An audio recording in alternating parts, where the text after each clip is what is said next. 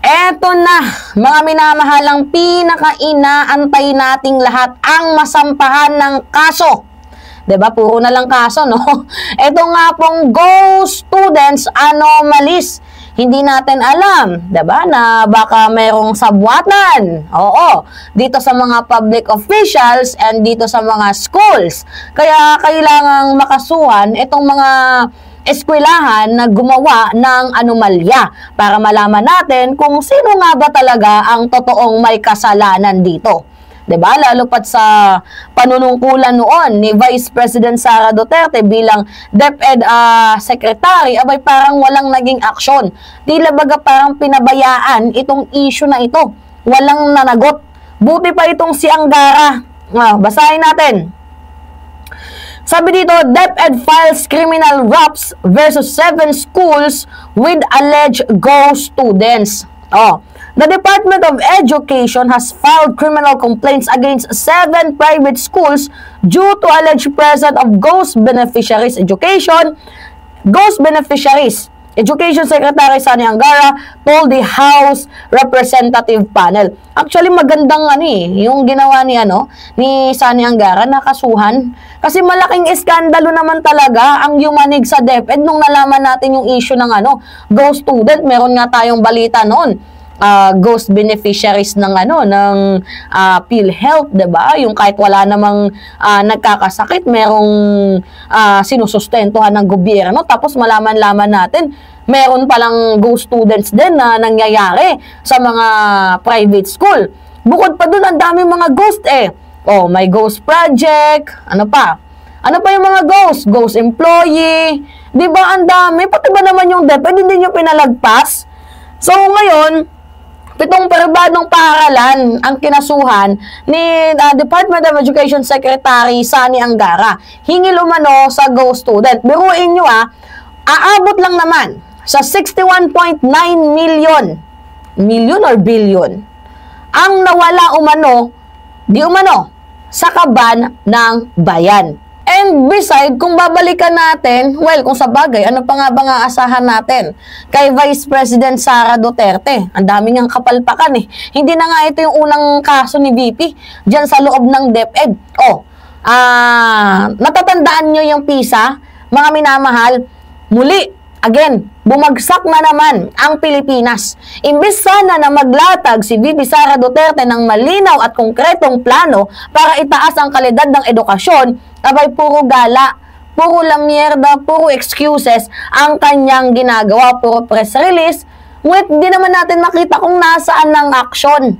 Ikalawa, yung paulit-ulit silang pinaflag ng COA patungkol nga po dito sa mga anomalya na nangyayari sa mga dito sa loob ng ahensya ng Department of Education.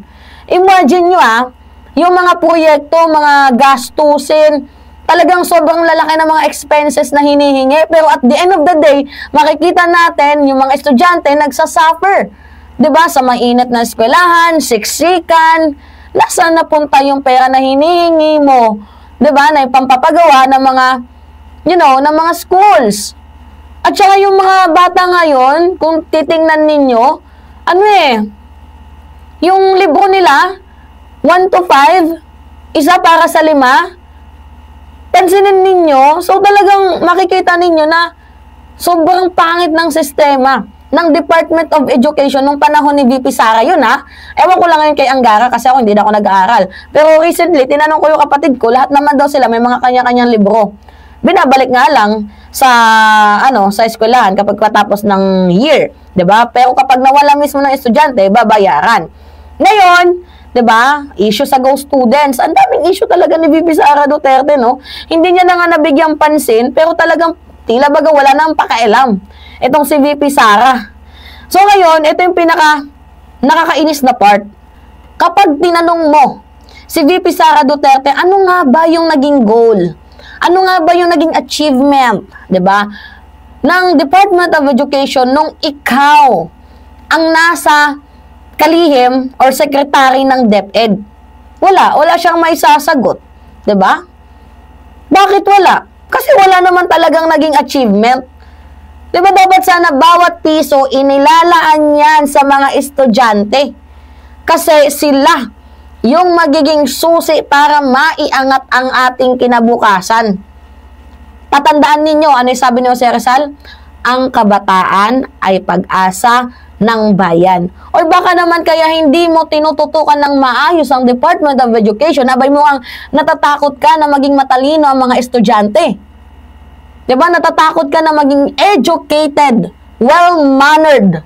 Hindi nabibili ng 50 pesos ang mga estudyante. Baka doon ka natatakot. Natatakot kayo ng mga educated voters. Kasi sila yung sisipa talaga sa inyo. Diba? Pagdating ng panahon. Actually nga mga minamahal, kung tutuusin, hindi lang ito yung ginawang kapabayaan ni VP Sara Duterte. Bukod sa ito ay matatawag nating kapabayaan, ito ay kawalan ng malasakit.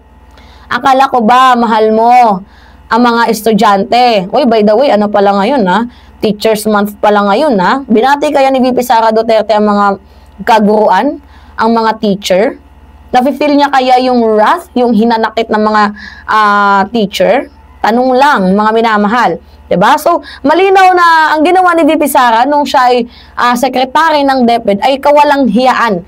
Palpak na sistema, walang malasakit. Habang ang mga bata sa pampublikong paaralan, nagsisiksikan, ano pa ba? May mga estudyante na talagang halos hindi na makahinga sa sobrang init. Diba? Yung mga classmate na kung ano-ano na lang yung ginagawa, sobrang ingay sa likod kasi hindi na din napupukusan ng mga teacher, gawa nga ng ang dami nilang ginagawa, ang daming pasanin, pero ang baba naman ng sweldo. Diba? Mga minamahal, habang ang ating mga estudyante at guro, both sila na nagsasuffer, abay gumagawa. Itong si VP Sara Duterte, kung totoo man, ng kalokohan. Ano yung kalokohan? May mga peging estudyante pa lang pinopondohan ng gobyerno. Ngayon, ang tanong dito, sino dapat ang managot? Sino dapat yung kumikilos noon? Si VP sana, kaso wala. Hindi natin makita, Ngayon, sa panahon ni Angara, nakikita natin na mayroong pagkakaiba. And sobrang linaw ng political will ni Sani Angara na to the point na hindi siya nag-aatubili sa pagsampa ng kaso. Kahit man mabigat pa man yan na eskwelahan or whatsoever, hindi siya natatakot na magsampa ng kaso at mapanagot ang mga dapat mapanagot. Ang tanong, bakit hindi yung ginawa ni VP Duterte noon? Di ba, bakit ngayon lang niya nagkaroon ng aksyon? Bakit ngayon lang? Okay, may magko-comment na naman. Mima, baka naman kasi natatakot lang itong si VP Sara Duterte na kalabanin yung mga kalyado niya. Or baka naman ayaw niya ng gulo. No matter what, kung ano yung reason pa man, mga minamahal, malinaw pa din na ang ginawa ni VP Sara Duterte ay kawalan ng aksyon sa ating mga estudyante. Pinabayaan niya ang sektor ng edukasyon. Diba? And siya yung nagpapalala ng problema. At halata naman sa kanyang mga ginagawa. Kaya, yung ginawa niya Angara ngayon, tama lang yan. Nahabulin niya yung mga abusadong paaralan. Diba na nag-lost tayo ng 61.9 million. Million pala, hindi pala billion, mga minamahal.